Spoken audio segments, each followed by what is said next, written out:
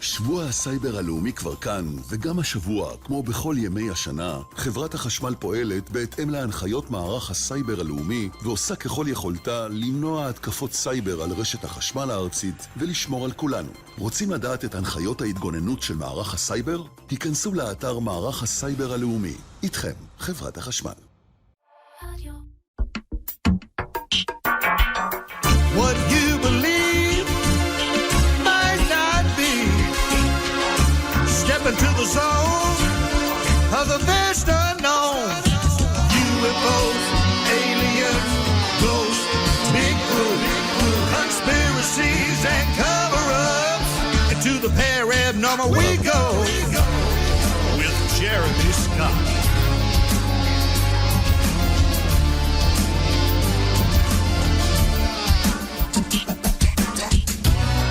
Hello on this Sunday from the cold, dark depths of a secret dungeon somewhere deep in the remote Pacific Northwest. I'm Jeremy Scott. It's so good to be with you. You know, once there was a time when I wished to have an experience with an extraterrestrial. Maybe an experience kind of like we're going to hear about tonight on the program. I know it was a silly thing to do at the time, and what was I thinking? Well, a few months later, I saw the outline. It was an outline, as I could best describe it, of what could have been a typical short gray being that had proportionately big eyes, at least for its body. And if when I turned to face whatever was there that day, and there was actually something like in the flesh or physical there, and it wasn't just something I saw out of the corner of my eye, I'll be honest, I'm not sure how I would have handled that. I don't think most people know how they would handle a situation like that. We have an idea. Usually those are after the fact. And in most cases, you're not able to capture a picture because it doesn't even cross your mind. And certainly, I was in no position to take a picture. I didn't have anything to take a picture of.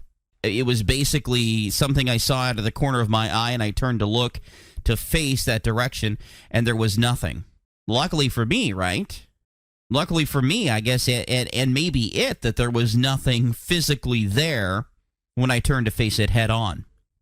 There may not have been something there. I'm open to that the reason that when I turned to look, there wasn't anything there is because there was never anything there to begin with. And it was just either a figment of my imagination, maybe it was a reflection, maybe something whizzed by and it hit something at a weird angle and bounced, and here I saw something out of the corner of my eye. And I'm aware that that's a possibility. Yes, I am. And I'm not saying that I saw an extraterrestrial or that I came face to face with a being such as what we're going to hear about tonight. My story is nothing compared to what we're going to hear tonight. But I say this because there are people who have these same experiences as me, where we see something like out of the corner of our eye, we turn to look, and there's nothing there. But it's also a realization of how close I came to getting my wish to have an alien encounter on that dark, cold night. A dark, cold night that's perfect for apple cider. Others, though, are not so lucky. They're not lucky. They don't wish for an experience like this. They don't have a choice in the matter. It just happens. And usually they don't have just one experience. Usually it's several over a lifetime. I mean, there are stories of people who have said, yeah, I was just taken once and it happened once and that was it. And I guess maybe everything went according to plan and the ETs got everything they needed and moved on to the next victim. But usually these are repeat experiences. And the experiences that we're going to be discussing tonight are not just lights in the sky. They're not, I just got a vision. They're not like me, where I just saw something out of the corner of my eye. This is actual face-to-face contact with an extraterrestrial or extraterrestrials. That's what we're talking about tonight. Conscious contact with an ET race.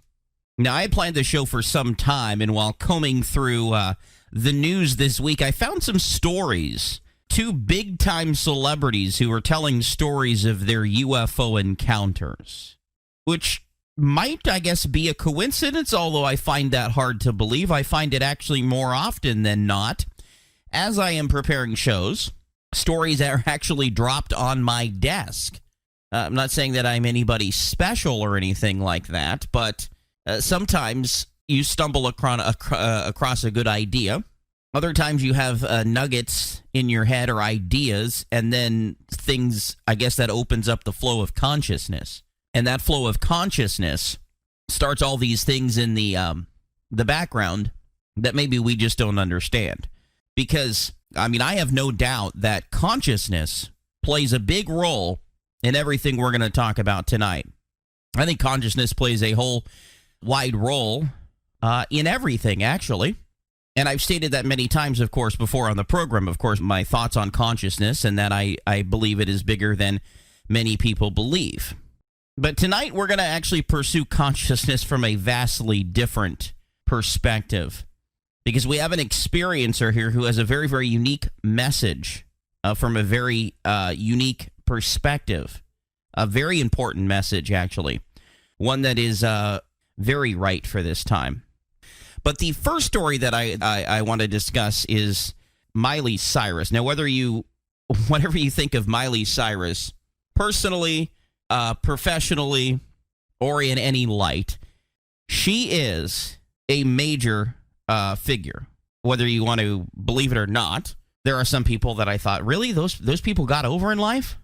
Well, Miley Cyrus, I think she's working with Metallica now. Anyway, but she says she had an out-of-world experience. In fact, in an interview just days ago, told Interview Magazine that she was driving through San Bernardino with a friend and got chased down by some sort of UFO. Just an absolutely, I mean, crazy story. Chased down, not just saw a UFO, but got chased down by one. And she said the best way to describe it is a flying snowplow. I mean, what a mental image. A flying snowplow. It had a big plow in front of it, and it was glowing yellow, she explained. She said, I did see it flying, and my friend saw it too, saying that a couple of other cars stopped to look, and she believes that it is real. And then says that there was a being that was sitting in front of this flying object, and that she made eye contact with it. And says that's what actually shook her about the whole thing, is that she made eye contact, saying, I couldn't quite wrap my head around. It looked at me and we made eye contact, and I think that's what really shook me, looking into the eyes of something that I couldn't quite wrap my head around. I was shaken for like 5 days. It you-know-what me up. And she said that she couldn't look at the sky the same after that, thinking that this was going to come back. And there have been other celebrities over time who, of course, have come out and said some pretty wild things, David Bowie among them. Another one is Demi Lovato, and she's also a pretty big pop star these days. And Demi Lovato, that she also had a close encounter, actually, while out with Stephen Greer in the CE5 group, and that she had a CE5 encounter out at Joshua Tree National Park. And there's some videos and pictures that she put up on her Instagram page saying that over the past couple months, she's dug deep into the science of consciousness and has experienced not only peace and serenity like I've never known, but I've also witnessed the most incredibly profound sightings both in the sky as well as feet away from me. Now, she doesn't need to say this. Doing so, I don't think, is going to stop anybody from going to one of her concerts when we can go to concerts again because they like her music.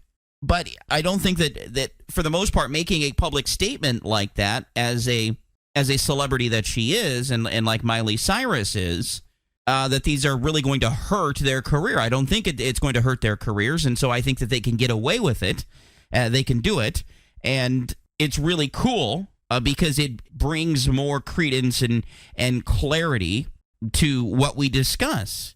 Because you not only have ordinary citizens who we know over the years have reported these encounters, and many of them have been, too good to be true, seemingly. And then you just get another story, and you get another story, and you get another story after that, and then seemingly it is true. because there's just so much evidence and you can't ignore it all.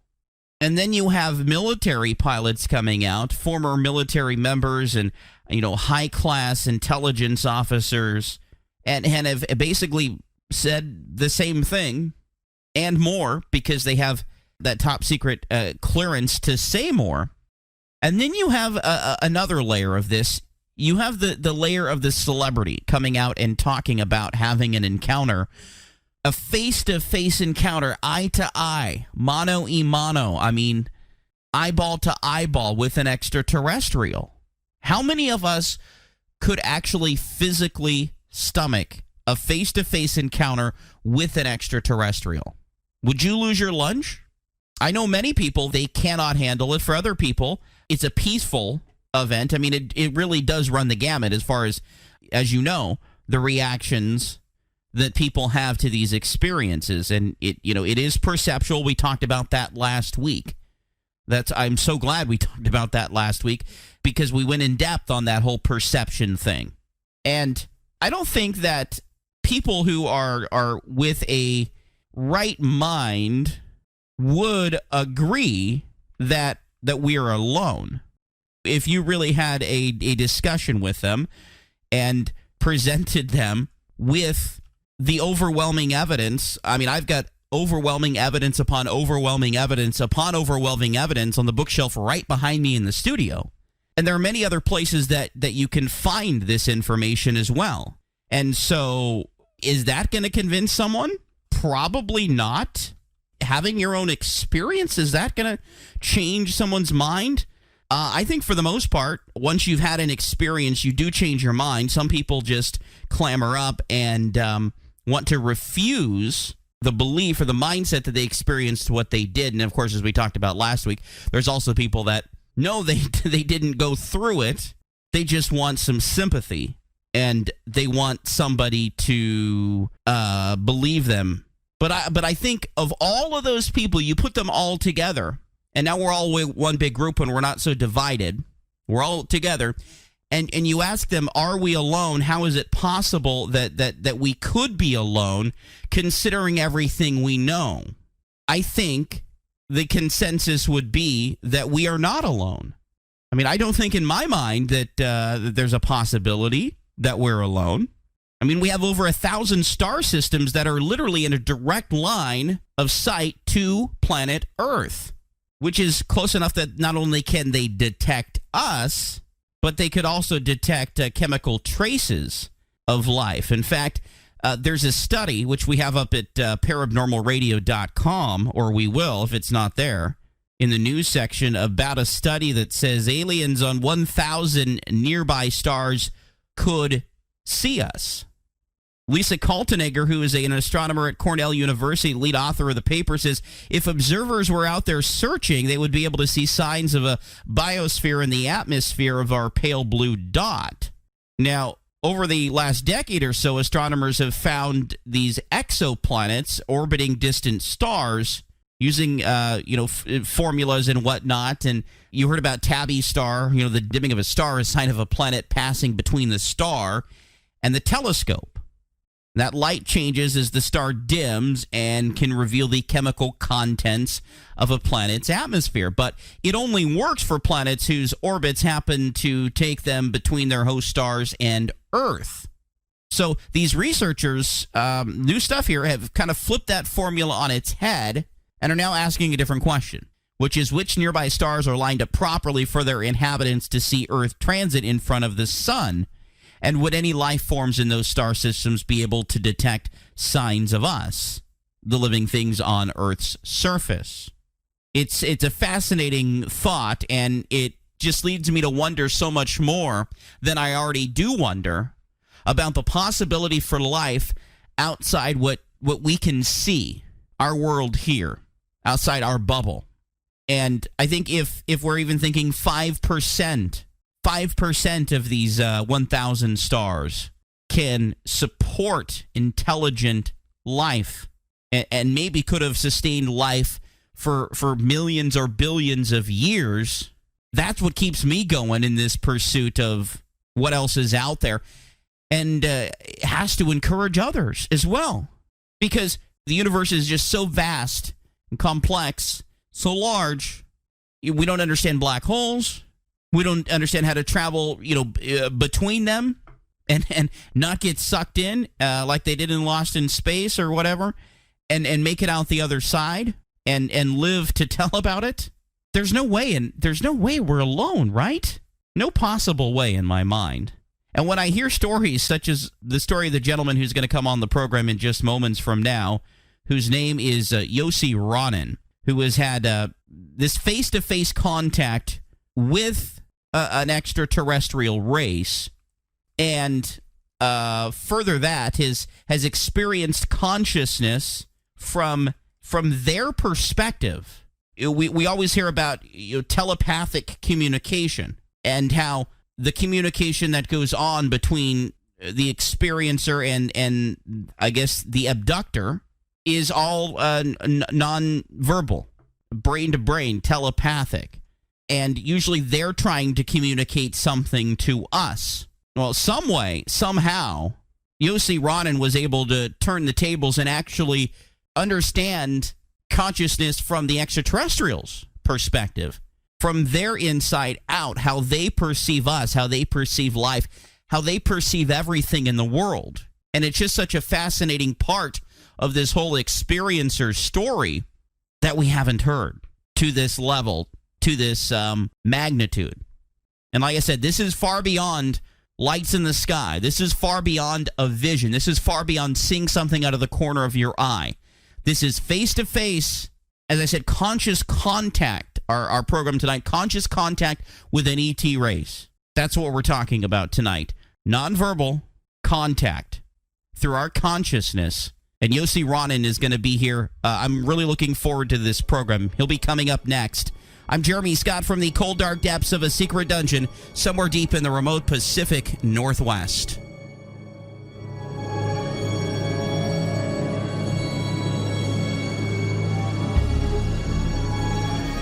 Got something to say? Call toll-free 855-790-8255 or ITP51.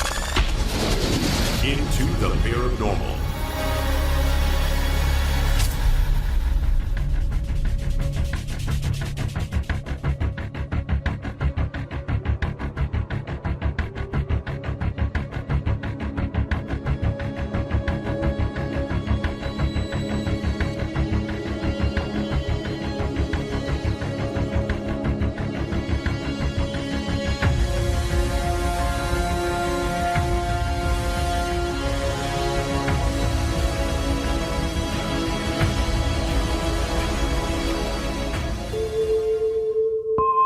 What do you think would happen if you bring the Fringe FM together with leading voices in the paranormal and unexplained? What if no topic were off limits, from cryptids to conspiracies to astrology, psychic abilities, and even ufology? And what would happen if you broadcast this event in crystal clear video, streaming live around the world and allowing viewers like you to interact with their favorite presenters? Then you would have created the monster that is the Fringe Fest 2020. 2 nights only, Friday, October 30th and Saturday, October 31st.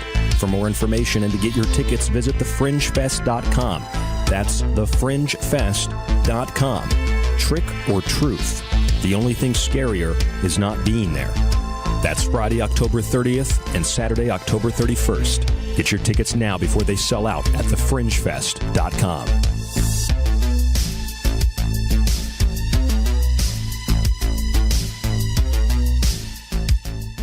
Attention homeowners, spending more time around your house means you're putting more stress on major appliances that keep your home running. Like many Americans, a major breakdown could be very costly during these uncertain times. AC unit goes, that's $4,500. Water heater breaks, $1,500. When you own a home, it's always something. If you have a home warranty, those repairs could cost you nothing. A Home Service Club warranty pays for the repair or replacement of your home appliances and systems when they break down, even from normal wear and tear. For about $1 a day, you can cover your home appliances and systems. It's not a question of if they'll break down, it's when. If you call now, you'll get your first month free and $75 off your first year. Make home appliance repairs one less thing to worry about. Call 800-249-8901 now for your free quote, free first month, and $75 off your first year. 800-249-8901 now. That's 800-249-8901. Again, 800-249-8901.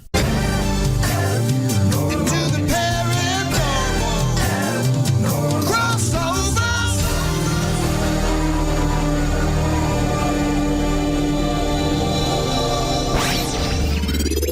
Parabnormal News, I'm Brad Bernards. Around 4 billion years ago, a massive object the size of Mars collided with a young developing Earth. The collision tossed vaporized particles from the Earth into space, which were then bound together through gravity to form the Moon, according to reporting in Inverse.com. This is just one theory of how the Moon formed. Since then, our planet and its only natural satellite have been inseparable. A new study suggests that the Earth and Moon's relationship runs even deeper, and that the Moon may have shielded the Earth from losing all its atmosphere, allowing life to flourish on our planet. The findings are detailed in a study published this week in the journal Science Advances. When it first formed, the Moon was 3 times closer to Earth than it is today, some 80,000 miles away. For context, it is now 238,000 miles from Earth. Lunar samples returned by astronauts during the Apollo missions revealed the Moon once had a magnetic field like Earth's, which acted as a shield from electrical charges. It may be another 100,000 years until the giant red star Betelgeuse dies in a fiery explosion, according to a new study by an international team of researchers. The study, led by Dr. Meredith Joyce from the Australian National University, not only gives Betelgeuse a new lease on life, but shows it is both smaller and closer to Earth than previously thought. Dr. Joyce says the supergiant, which is part of the Orion constellation, has long fascinated scientists, but lately it's been behaving strangely. The researchers were able to use hydrodynamic and seismic modeling to learn more about the physics driving its pulsations and get a clearer idea of what phase of its life Betelgeuse is in. You can read more about tonight's news at parabnormalradio.com. I'm Brad Bernards, Parabnormal News. About 3 feet tall, very dark, very ugly, not humanoid at all. The others are very, very tall, very lizard-looking, not pleasant. The creatures that I have seen mostly have been the grays, usually about 3 to 4 foot tall. Real big, almond-shaped, black eyes. The face was oval. It was sitting cross-legged at the top left-hand corner of my I bed. remember the strange beings on the room, and there was big black eyes. Originating from a remote location, nearly as top secret as Area 51. Yeah, and if you believe that, you'll really like this show. Into the Paranormal.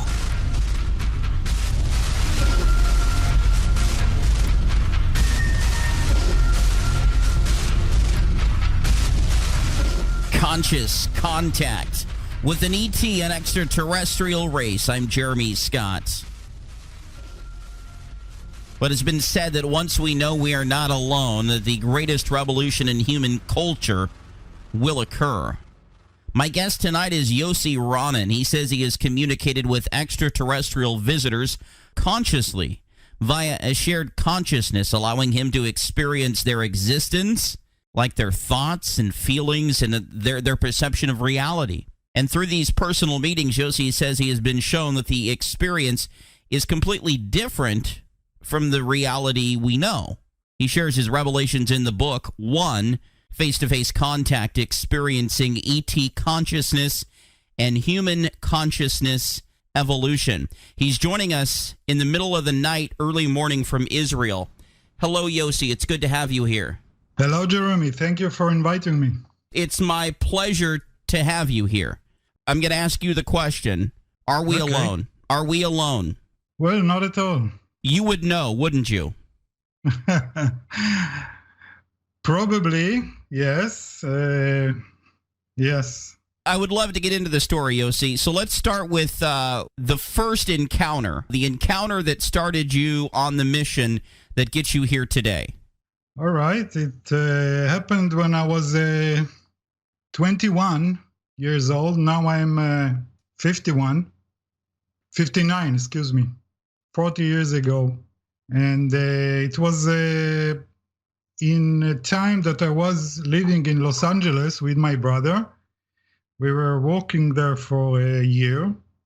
And in that time, I had no interest in no UFO or nothing like that. In 81, there was no internet at all. And I didn't see any books or something about that. So that situation was a very surprising for me. It happened in the afternoon after we came back from work, and we went to rest. My brother went to rest in his room, and I rest in the living room there, and I fall asleep. And then the contact started. Now the contact have two periods of two phases. The first was when I was asleep, and it started when I went out of my body, and then when I wake up from that. And I will explain. It's a little bit confusing, but we will understand what happened. When I was asleep, I suddenly saw myself out of my body. Now, this out of body situation is happening in my family a lot, especially the female side. My grandmother, my mother, my sisters, they have,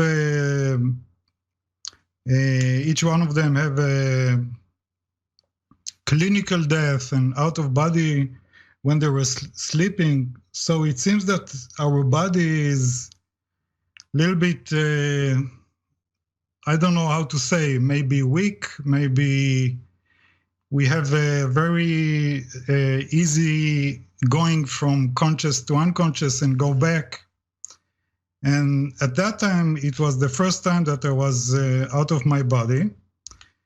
And in that situation, I saw myself sleeping on the bed, and the feeling of being out of my body was very nice, a very pleasant feeling, and it's the first time that you understand, that I understood that I'm not living only in my body. The feeling that you are out of your body is very different, because you really understand that your conscious is not only in the body.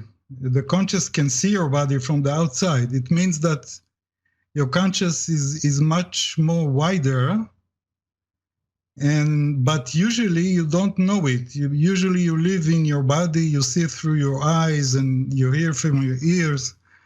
But in that situation, you are totally free. And you don't see from your eyes, and you don't see from your body, or you don't think and realize from your brain, but from something else. It's what we call now higher consciousness. And in that situation, I saw them for the first time. They were walking in the room near the bed. One of them was standing near my body that was sleeping on the bed, near my head, and watching my body, watching my head, maybe doing something like from far. He didn't touch me, but just looked at my body. And in that situation that I was out of my body and looking at them, it was very easy feeling, like I know them, like they are friends of us, like they are like small children or friends from childhood, and we were like communicating. I don't remember nothing from that situation, but the communication was very light and easy and very joyful. And then I wake up from that out of body, and I was thinking that it was a dream. I was thinking that I was dreaming about the green creatures that walking in the room, and it was very weird dream because I never saw this kind of creatures. I didn't see pictures of them. There was nothing like that in those years in 81. And then I heard a noise in the room, and I started to be afraid. I felt something is wrong. And then I heard feet walking in the room and sound like whispering from behind. And I thought maybe a thief came into the room. So I turned around very fast. I sat on the bed. And suddenly I saw those creatures that I saw on that, what I thought was a dream. And that was very frightened because, you don't know if you are, the first thought is that you got out of your mind because you just in a minute ago, you saw something in your dream, and now you're sitting with your eyes open and you still see that. And I didn't know what happened. I thought maybe I still keep on dreaming, and in my dream, I woke up and I pinched myself and I realized that it's true. And those creatures in the room was standing looking at me. And till now, I don't know if it was a coincidence or they meant it to be like that. I don't know. But what happened is that I was in shock. I started to be paralyzed from fear.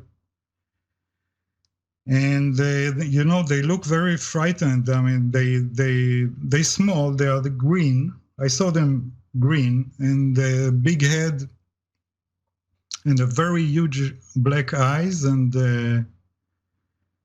very narrow mouth without lips, and I didn't know what to do with myself. And the one that was in the dream near the bed was half a meter near me, watching at me at my eyes. And in that situation, I felt that he's like observing my thoughts, my feelings. He knows everything about me. And that was very frightened because I felt very small, and he's like much more stronger than me. And it was very threatening feeling. Now, in that situation, I didn't know what to do. And I didn't have any other choice but to think maybe they are nice the way I saw them in the dream. And I let myself bit by bit to relieve the fear and try to look if maybe the love that I felt before, because we were very like friends. And maybe they are my friends and the fear is only my fear. And in the minute that I did that, I started to feel his thoughts, his feelings, his emotions, his awareness. And I realized that the fear was because of him trying to connect with me, but he do it very straightforward into my mind. I mean, they don't talk or do something like that. It's like what we call telepathy. And because I didn't know what it is, telepathy, it looked like a noise in my head. And when I light up the fear and I let myself be open to them, I started to realize that the noise that I heard in my head is their communication. Can you describe the noise? It was a noise like a train, like a very loud, not a specific noise of something, but many things, like a river, like a strong like a rushing river. a rushing sound. What? Like a rushing sound? Like a rushing sound, yes. Like many sounds together, very mixed up sound. Like a drilling, the train, water, everything together. And it was, it was very frightened. But when I relaxed myself, I bit by bit started to realize that this noise is like communication. It was not a language. It was experiencing communication in their way of communication. That it's not communication of words. It's communication of be one with me, with my consciousness.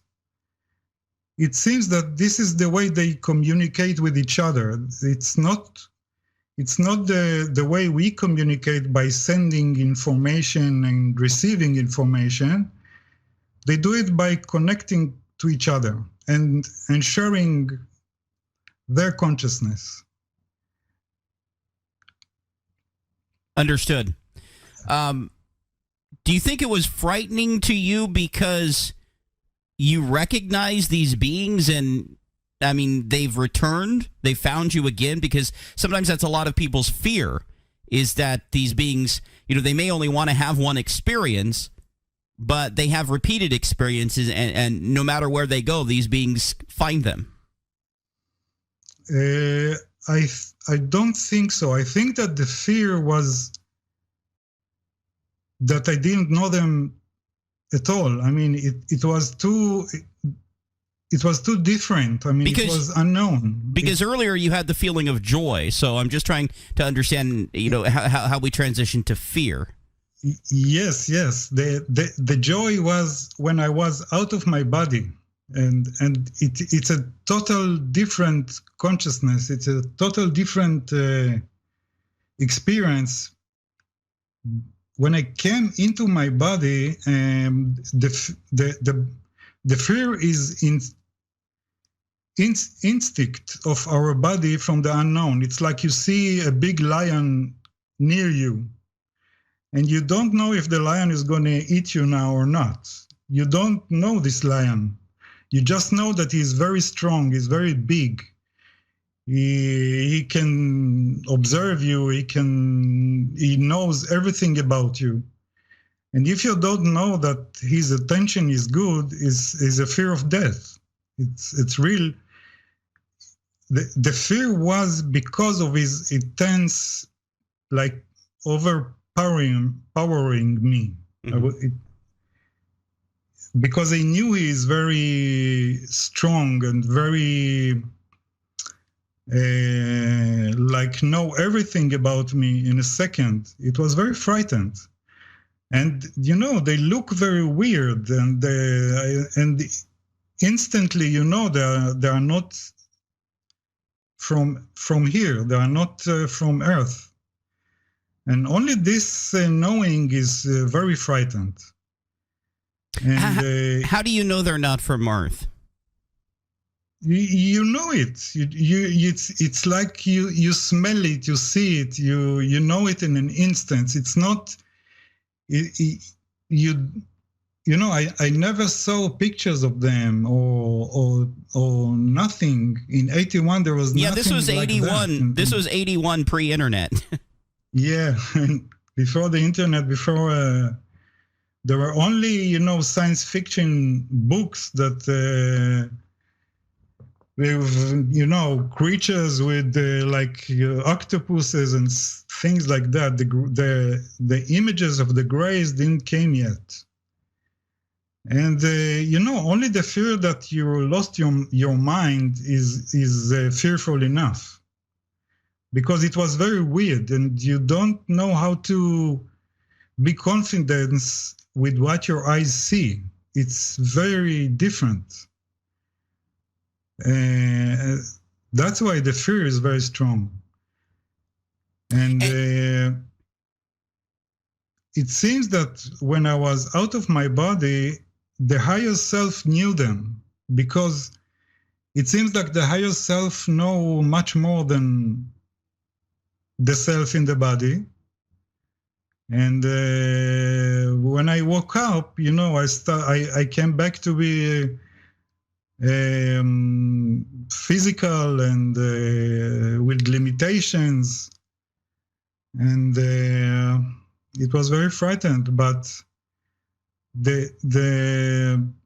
my opportunity was that because I saw them without the body, I had the chance to release myself and to have a chance to think that maybe it's only my fear.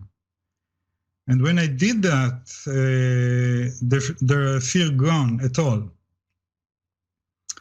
And when I felt their consciousness, it was totally different feeling, because their consciousness is very, very calm and without an ego that, like, when we meet someone that is much stronger and bigger and than us, we think that he is probably can harm us, but they were not in that way of thinking. They were because totally, if they were superior to us, they might have an ego. No, but you're saying no. No, there were no. One of the stronger thing that I felt with them, that they don't have an ego in the way we understand ego. Because they are the way of their connection, that they are connect to each other. I mean, the way they connect to me, it's not only with me. This is the way they connect to each other. And this connection made them very open to each other. The ego is something that is belong to our divided self. And they have their consciousness, they have their own personality, but it's not in the way we feel it in our own body and consciousness. It's Are they different. more empathetic? Very much. Very much. One of the things that gave them, that's what I think, that gave them the possibility to be in a connection with each other, that they were very open to each other. And this openness happened because they are positive to each other. They are not afraid from each other. They are not they don't have distance from each other. They open to each other. It's a kind of openness like we have with people we love, like family or friends or very close people.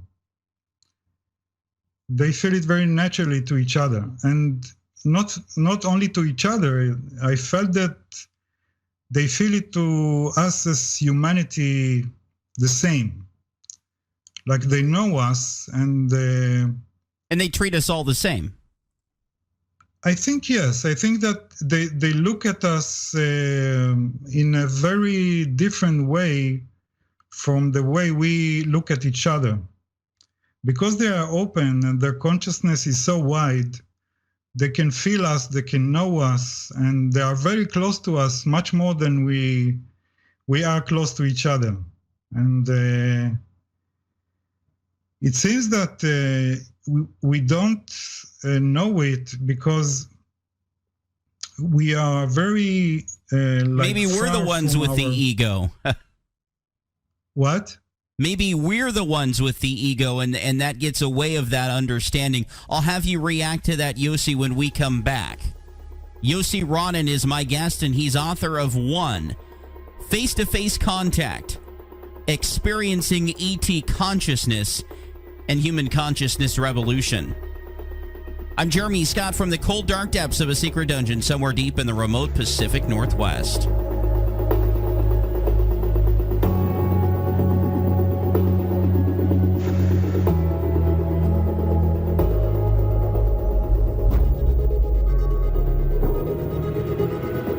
Connected with us on social media?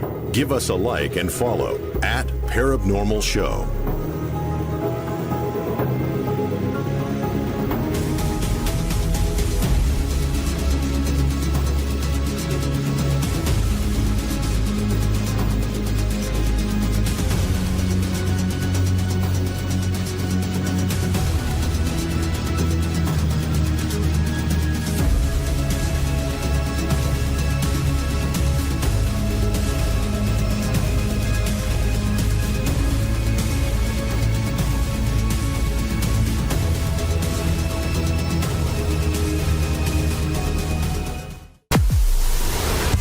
Witches, warlocks, goblins, and ghouls. Join us for a 2-day Halloween extravaganza featuring the biggest names in the paranormal universe. Friday, October the 30th and Saturday, October the 31st. Get your tickets before they sell out at thefringefest.com. That is thefringefest.com. Trick or true, the choice is yours. thefringefest.com.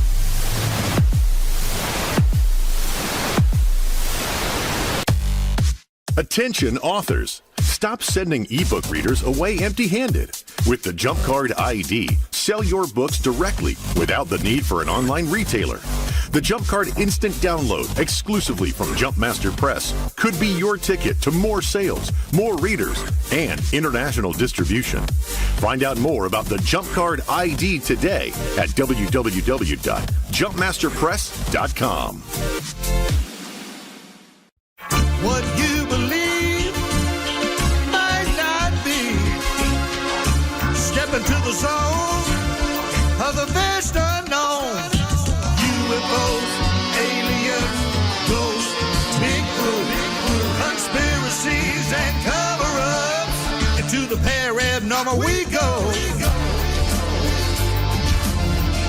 No boring politics. Just tales of UFOs, aliens, Bigfoot, and earth-shattering science. You're traveling into the paranormal.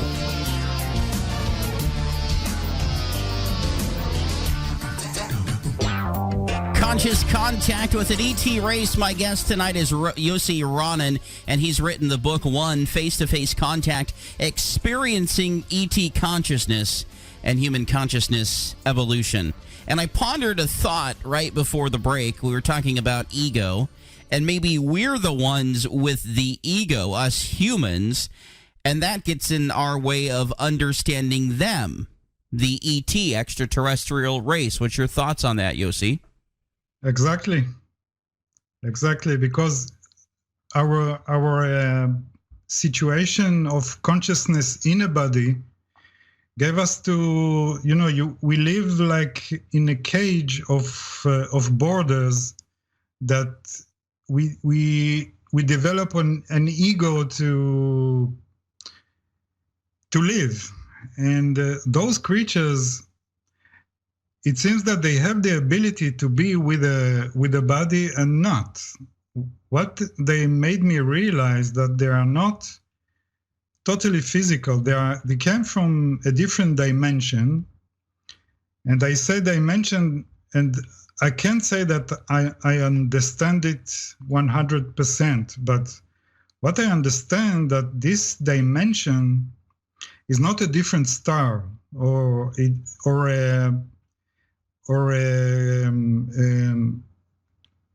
like dimension, like we have like a cube and dimension of death and deep and time and something like that. The dimension that they meant is something very abstract than what we understand. And it seems that they have the ability to come to our dimension in a form of a body, and they get out from this dimension. And I think they do it only with their consciousness. I don't think that they do it in a technical way. And their consciousness, the different consciousness is that what the way they understand reality or experience reality is very different from us. For instance, the reality don't have time like we have. We understand time like a very basic thing of our existence, and we cannot think of reality without time. But for them, time they don't have time. And what it really means that they don't have borders of past, present, and future. They have it all the time. I mean, if you don't have time, it means that you have eternity. It's like that our sense of time is like we are experiencing only the present, and we think about the past that is something that is not exist anymore, and the future doesn't exist because it's not here yet. But they experience it very differently from us. And the time is only one example. In their consciousness, because there is no time, there is no even experiencing of space the way we do. So it's very hard for us to understand them. And, in 2 hours, it's very difficult to explain it. It took me 40 years to get to the possibility to even write it in words that there are logic and rational way for us to understand, things that we don't have here, like colors that we didn't see. And I try to explain it with colors that we know. That's why it's so complicated. Yeah. And I think, for instance, that the many stories of many experiences like me, you can hear many different stories of different creatures. They saw them very frightened and big and violent, or they see them like angels, or they see them like demons, see them green, see them gray, see them in many, many ways of experiencing. And I think these differences is connected with our translation of them, because their essence is not divided like we understand reality. We have to divide things like good and bad and yesterday and tomorrow, but their existence is so much different, and I call it one because it's all together. It's like they are good and bad together, and it's very hard for us to understand. It's a conflict for us to understand that good and bad can be at the same time, at the same place.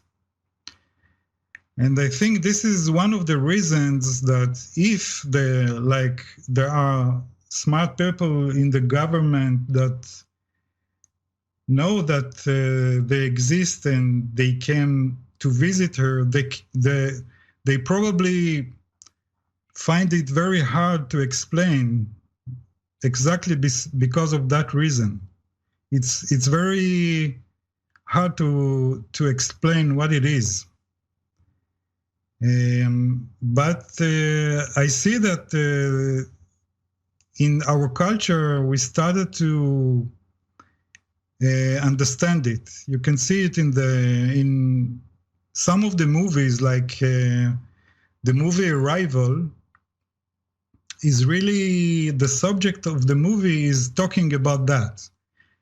Mm-hmm. They're talking about creatures that don't see time like we see. And all the movie is around it. And when you get the idea of those creatures, you started to get the idea of being without time.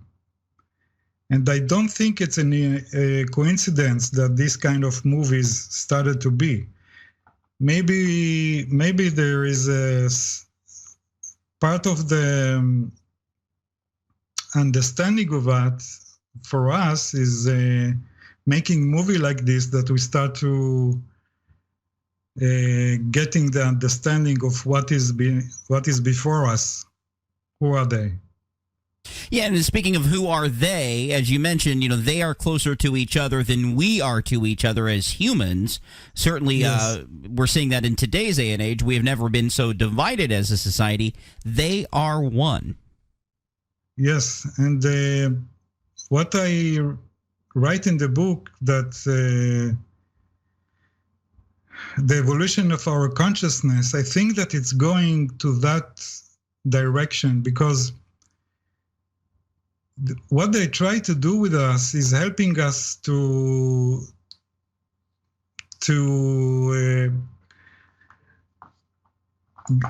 go out of the point that we can ruin ourselves, because we are so divided, and our ego and understanding of our reality is so divided that we have, we have the nuclear power that can destroy us in a pushing a button. And it's a very dangerous situation, that it seems that the only way that we can survive is to open our mind to different way of thinking. And probably they help us to go to that direction, to see the oneness that is beneath everything. And what is this oneness is, we say oneness is a word that we use, and each one of us think about this word differently.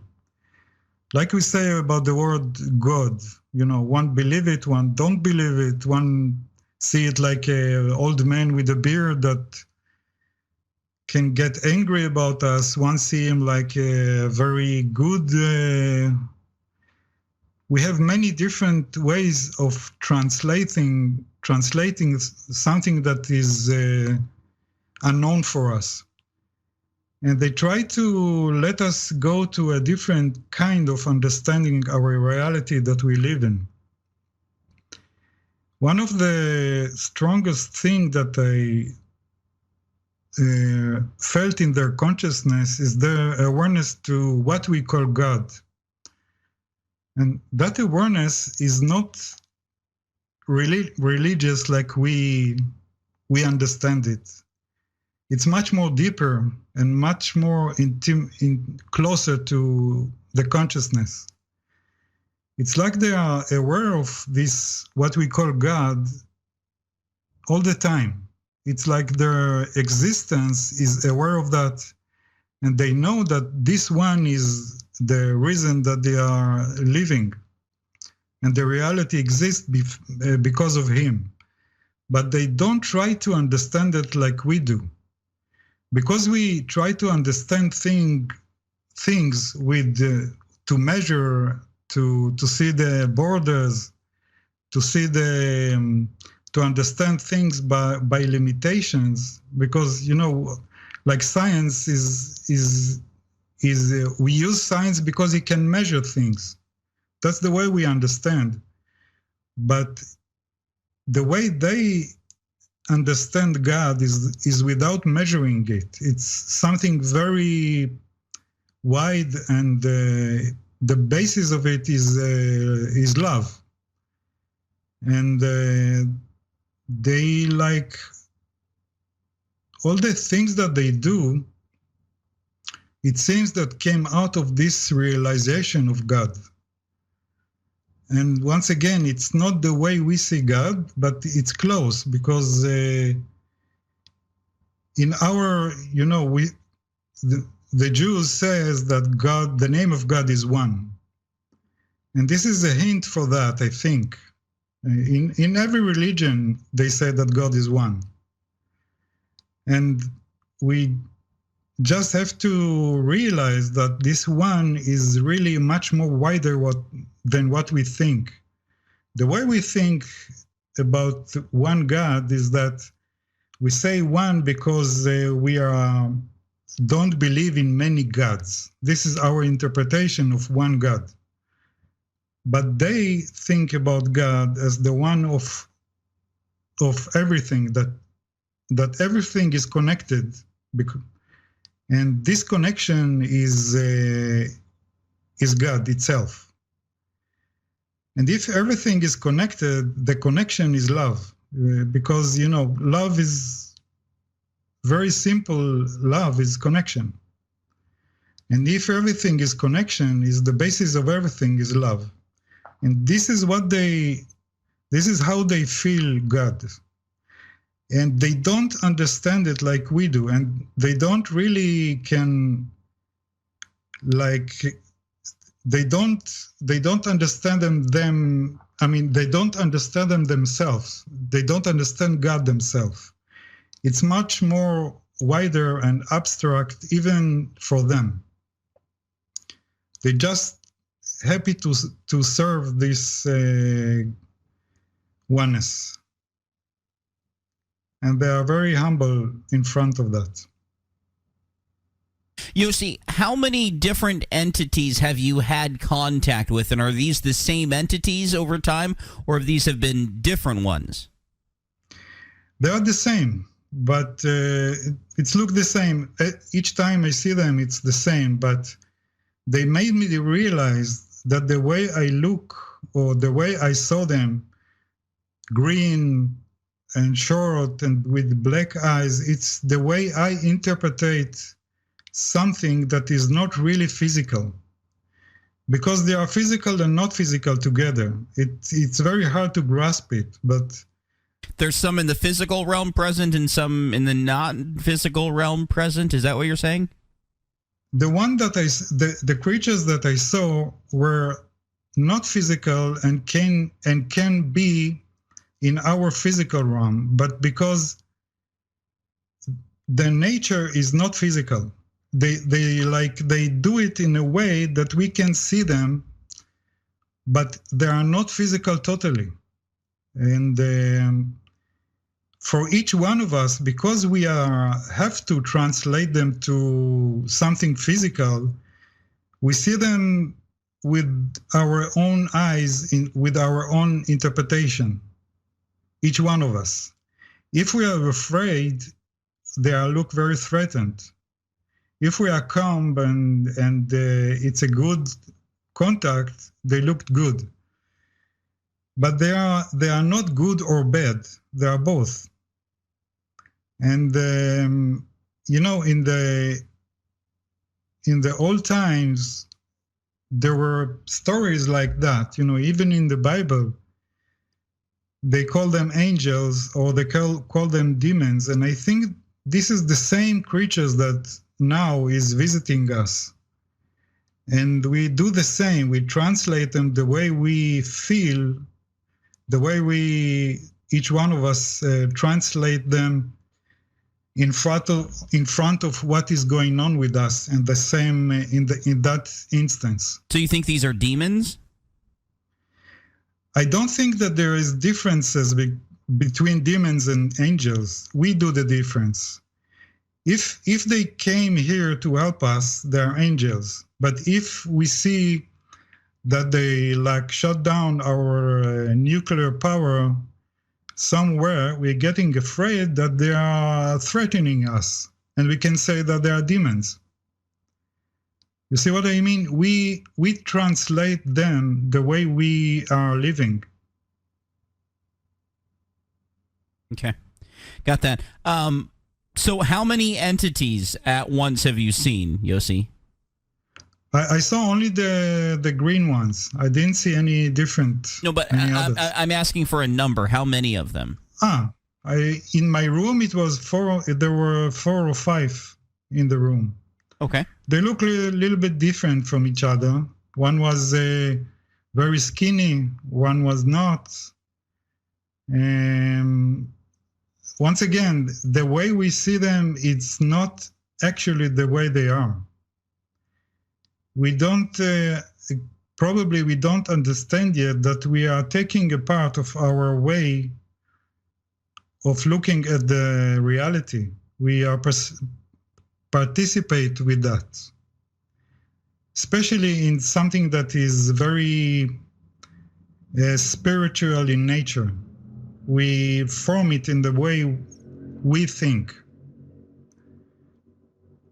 So I think that the many different creatures is not exactly many different creatures. You know, it's very like the same when there is many stories of people that they have a clinical death. And it's a very similar situation because the one that is have this clinical death is getting out of his body, and he goes through the tunnel. Most of them speak about this tunnel, and on the other side of the tunnel, they see angels, or they see family that, you know, the relatives that already dead, and each one that have this clinical death tell a different story about the creatures or the beings or the family or the angels or Jesus or Moses or Muhammad that came to take them to the real world, like after death. But the thing is that when we wake up from the clinical situation, when we go back to our body, we go back again to our normal consciousness, our normal way of thinking with the brain that have to have a form of something. Now, when you wake up, you remember that you go to the tunnel and you met a being with a great love, and you have to form it in a way. And if that man was religious and in his life believed in angels, that is what he remembers, because he doesn't have any other way to transform it to something physical in his memory. We use our memory, we use our beliefs. And the other one that believe in Buddha, when he came back, he said, I saw Buddha. You know, this is the same differences that now we see these creatures. It's a combination of our own personality with something that is not formed in a specific divided form. Yossi, you're right. I don't think we're going to be able to get it all in 2 hours. We could talk for many more, but we do have one final segment with Yossi Ronen, and so we'll try to put a bow on this conversation and wrap it up as best we can. My guest tonight is author and experiencer Yossi Ronen. His website is yossironen.com, and he's author of the book One, Face-to-Face Contact, Experiencing ET Consciousness and Human Consciousness Evolution. We'll be right back with our program tonight, Conscious Contact with an ET Race.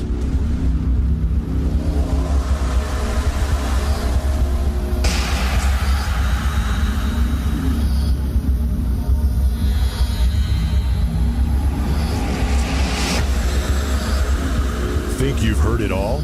Just wait until Into the Parabnormal continues. Have you noticed that well-known and controversial talk show hosts have recently been censored on the internet by corporate and political interests? Hey guys, it's Clyde Lewis here with Ground Zero Radio, and in order to counter against the suppression of information, we've decided to create our own private digitalized playground. It's called Aftermath.media. It's an exclusive online multimedia library featuring videos, movies, audio clips, archive shows, ebooks, documents, and much, much more. Our news aggregator, Nucifer, provides current news relating to many of the topics we cover. We'll also be hosting the Ground Zero friendly podcasts like Into the Parabnormal with Jeremy Scott and The Secret Teachings with Ryan Gable. Aftermath is a social media platform along with the chat room to interact with many of our listeners. Mobile apps for Android and Apple will soon be available at Aftermath.media. The monthly subscription to Aftermath.media is $9.99 a month. This includes exclusive access to the library of archived Ground Zero podcasts and shows.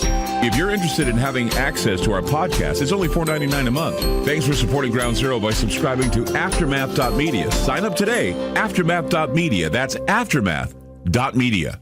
Listen up, guys. Are you experiencing any of the following? Fatigue? Less drive? Poor performance? If so, you may be one of the nearly 30 million men in the U.S. today dealing with ED. But did you know you don't have to pay hundreds for a prescription anymore? And you don't have to deal with the hassle of seeing the doctor or the embarrassment of going to the pharmacy for a certain pill. Now, with one free call, you can find out how Herbal Virility Max can help you feel like a man again. For over a decade, Herbal Virility Max has helped guys just like you put a smile back on their face with improved performance and drive. Call today at 800-509-4017. That's 800-509-4017. Save the money, save the hassles, and get the better blue pill. Call 800-509-4017. That's 800-509-4017.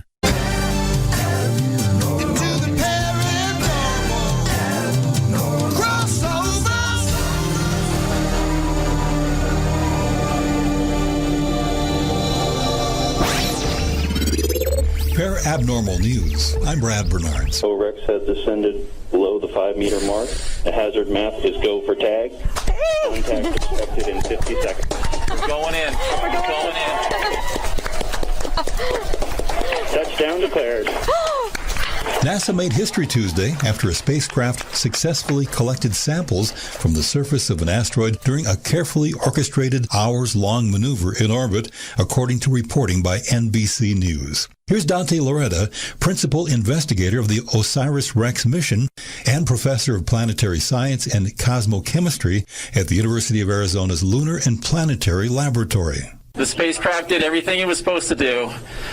So we did it. We tagged the surface of the asteroid, and it's up to Bennu now to see how the event went. NASA's OSIRIS-REx spacecraft used its robotic arm to gather pieces of the space rock that will subsequently be sent to Earth for study. The event marks an important milestone for NASA. It's the first time the agency has gathered samples from an asteroid in space.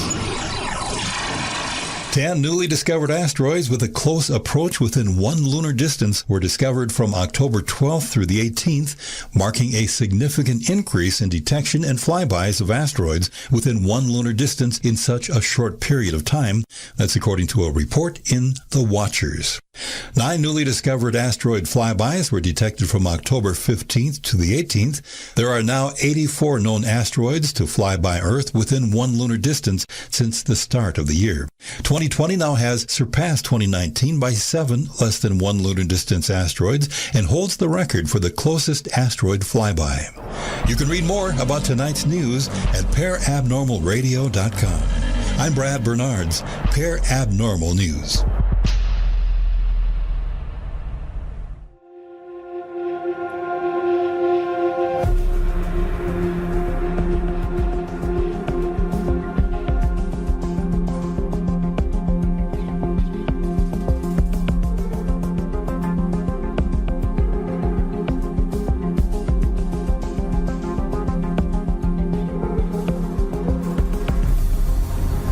When the lights go down, the strange comes out into the Parabnormal.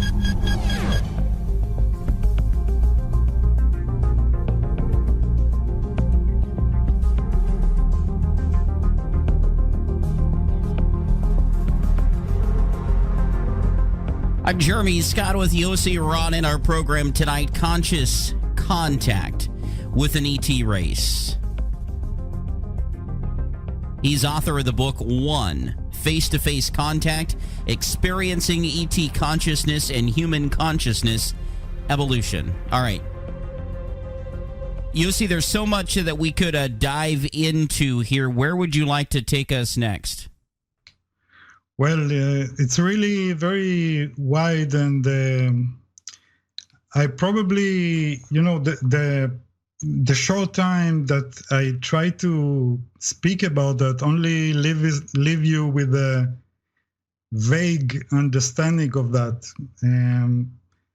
But I will try to explain it or speak about it in a different way that maybe explain it in a more logical, rational, and in a science way.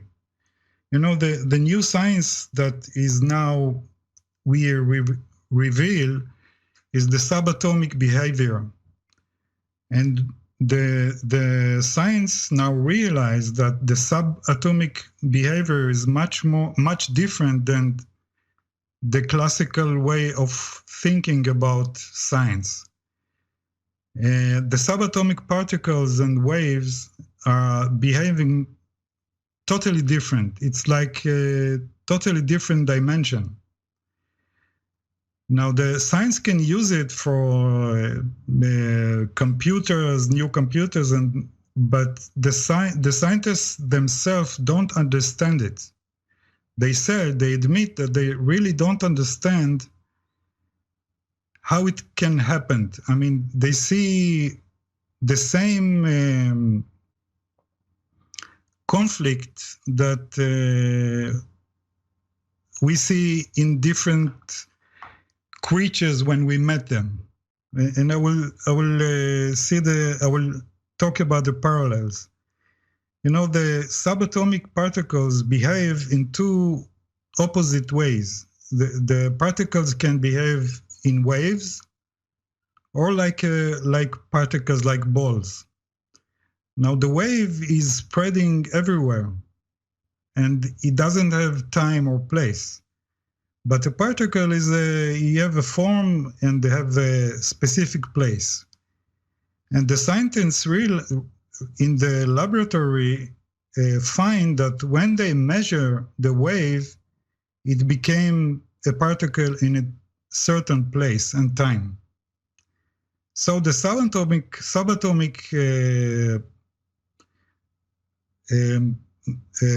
particles have these two opposite ways of being, and when we measure it, we know where it is, and we have a character for that, and we say it's here or there.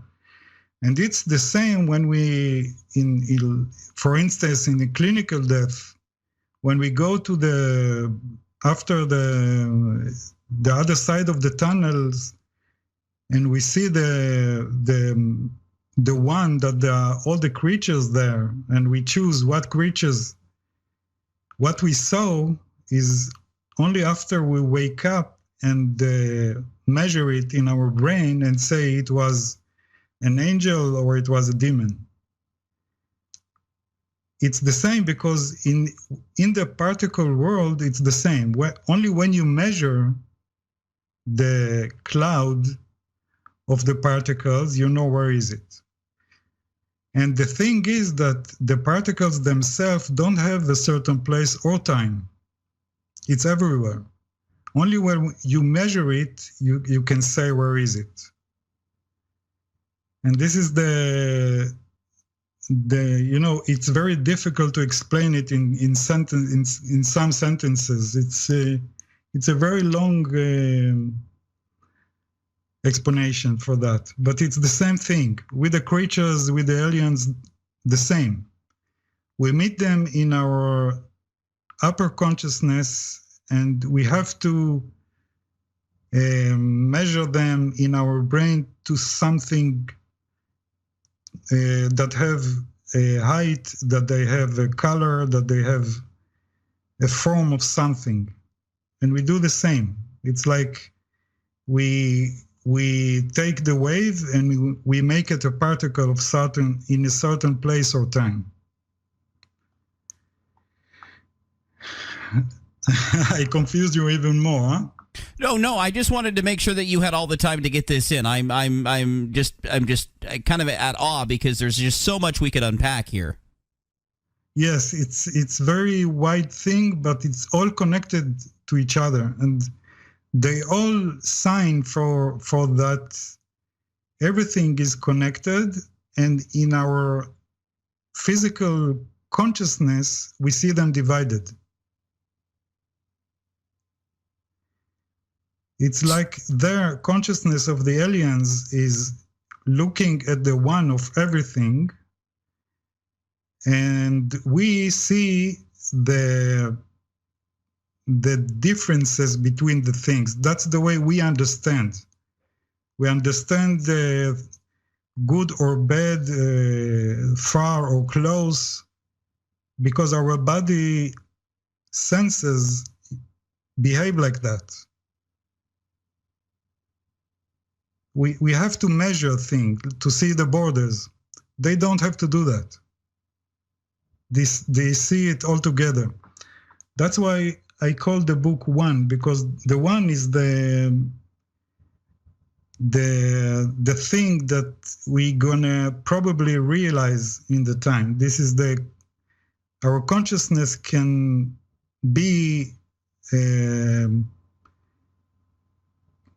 a situation that he can realize it too, like them.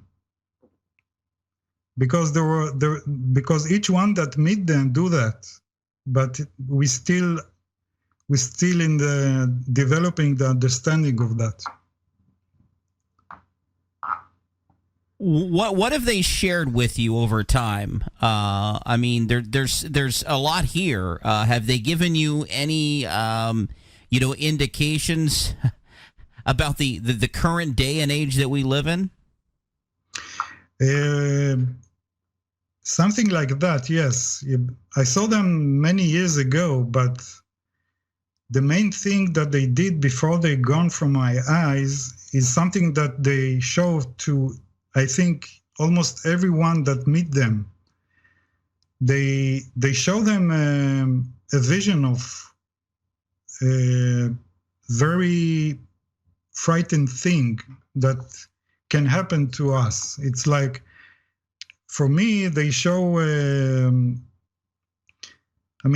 before they went, they show me a movie. They can do that. They can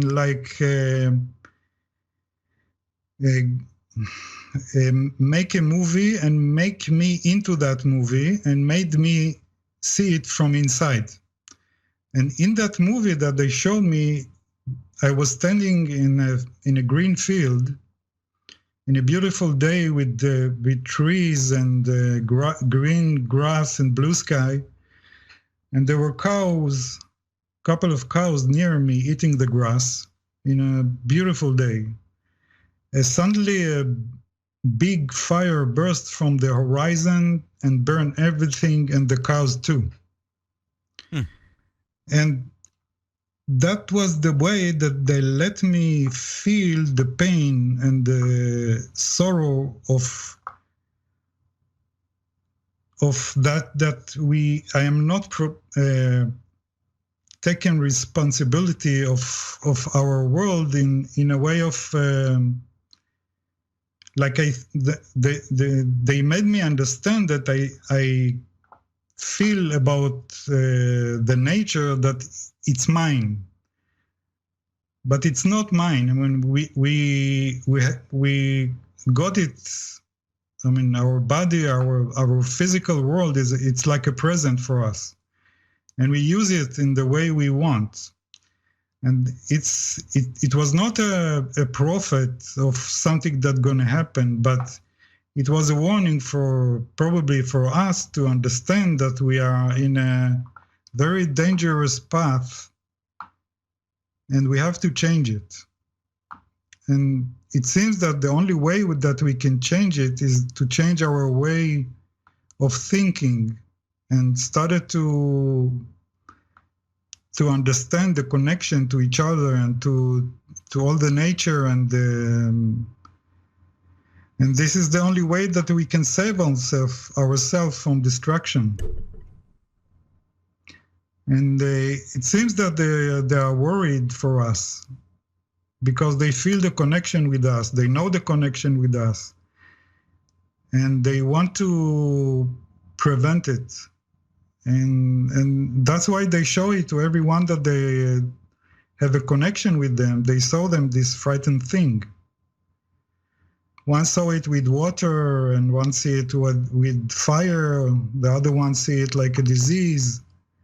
And it's all warnings for us to wake up. Yeah. Maybe we need to hear it from the extraterrestrials, because I don't think that, in this day and age, people are going to listen to politicians or to celebrities, even though celebrities are coming out and saying that they have seen UFOs, which, yes. As I talked about earlier.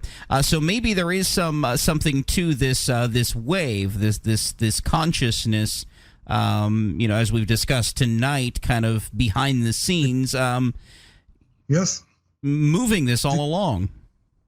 Yes, I mean, this, what we're doing now, and many others now that with each other talking about that, they can do it because the politicians and the government, I don't think they can do something. It's something that should come from ourselves, from our real morality from each one of us. Mm-hmm. And I think the connection with the aliens too is something that can come from us, not from the high places. What do you mean by that? I mean, we are in a situation that we got used to hear the news and understand the reality through that news and university and people that say, the situation is this or that, and the aliens are good or bad, and they have technology or don't have technology. But it seems that all the story, all this dimension of the aliens is something else. It's something that can come from our ordinary people. It's going to come from us, not from them, because I don't think that they have any way of teaching us this. This is something that should come from us, from within. And I see that bit by bit, people realizing that the connection with them have to come from us, not from higher places. Yeah, we need to want to do it ourselves. We need to want to change ourselves and do it for ourselves and not have the ETs tell us we need to do it. Yes, and I don't think that the ETs themselves going to do it in a way of, showing themselves to everyone and started to preach or say, be good and don't be bad. Because this is something that they will not do that. They're waiting for us to do this. Because this is our purpose of living here, is to develop ourselves and not someone else to do that for us. Yeah. Are there some other connections in the last 10 minutes we have tonight that you'd like to make? Connections. Well, yes, there are so much. I mean, if you, for instance, the main thing that what I saw with their consciousness was, like I said, that they don't do separation between things in their consciousness. They see all the reality as one. And a couple of years after the connection that I was looking for something close in our culture, in our wisdom, that talk the same, I suddenly saw that the Bible is talking very similar about our consciousness in that thing. In the story of the Adam and Eve in paradise, there are examples of our beginning, and the beginning of humanity. And in the paradise, they were one with God till they ate from the fruit. And the fruit, the quality of the fruit was to know good and bad.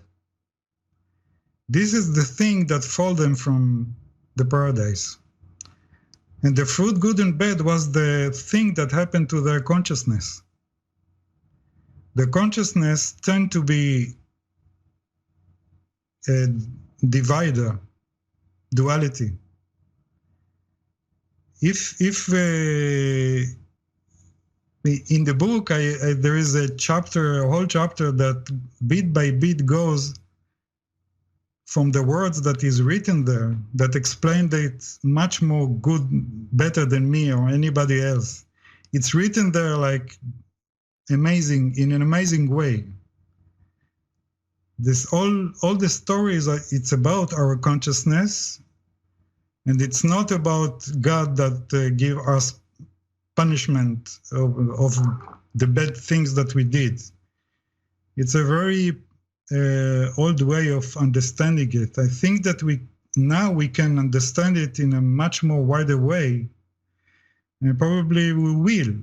That this kind of story really tell us where are we now, and the way that we can go back to paradise is dealing with this good and bad, and started to have this consciousness of the one once again. Yeah. Do they look at us in a positive light, Yossi? What? Do they view us humans, us peasants, in a positive light? Yes, I felt that they really look at us as being like them or their family, that have now a very difficult time, that they choose to do that. They appreciate our our willing to be in a physical world with this kind of cage as a body. And it seems that they appreciate us and trying to help us without disturbing our studies, something like that. They look very good, in a very good way at us. I think that they're really, really here to help us. Do you think they envy us in any way? I don't think so. I think that they are very happy in their existence, and when they meet us, for instance, when they felt my fear, because we were connected, I could feel how they experience my fear, and they didn't know how to deal with this, because it was very, a fear of death wasn't. They didn't know that fear of death. They didn't know fear at all, and when they experienced my fear, it was very painful for them. They couldn't stand it. It was too much for them. It's the same like it's too much for us to confront with them, because they are so high and so high frequency comparing to us, that we are getting afraid. It's like our body is afraid of death when we see them. Because they are so spiritual, our body getting lost in it, and he is very afraid, because the only spirit for the body is death. This is why there are many stories of fear of death in front of them. It's not because they are threatening us, it's only because we are translating, our body translate it like this. It's too much for us. Yossi, do you think they want us to get along and not to self-destruct? Of course, this is the reason that they started to come so much after the Hiroshima explosion. They see that we started to play with fire, and they want us to be mature with our consciousness that started to use the knowledge, but in a very dangerous way. We need to, it seems that we need to handle our knowledge in a way that will not destroy ourselves. And I think this is an example why there cannot be aliens with a bad intention for us, because if we compare them to us, the only way that we can achieve ability to be strong, to develop, is only if we can understand how to be wise without destroying ourselves or each other, without harming each other. And if they are so development, it's because they understood that, and they know about the oneness, and they know that they have the only way to develop is to be with good intentions to the others. Mm-hmm. That's why there cannot be a species that is more developed than us with bad intentions. Yossi, I encourage everybody to get this book. It is an earth-shattering book in the field, and I really appreciate you coming on the program and for you sharing the story. It took you a long time to get to this point, to where you understood what was happening and to where you could share that. Yes, 40 years. I didn't have the courage to publish the book because it is so complicated, and I didn't want to misplace others with my understanding, because I knew that every understanding in front of them is only translation, and everyone have his own translation. And I wanted that the book will have the understanding for everybody. And that's why I was very careful with what I write. It took me 40 years to... Yep. Yes. It took you 40 years. What a story it is. But it took me 40 years to really understand. Yes. Yes. And the book is one, and the website is yossironen.com. Make sure that you go to parabnormalradio.com if you didn't catch that. Yossi, thank you so much for coming on the program. Thank you very much for inviting me. Amazing show. And we will have to do it again. From the cold, dark depths of a secret dungeon somewhere deep in the remote Pacific Northwest. I'm Jeremy Scott. Good night, everyone.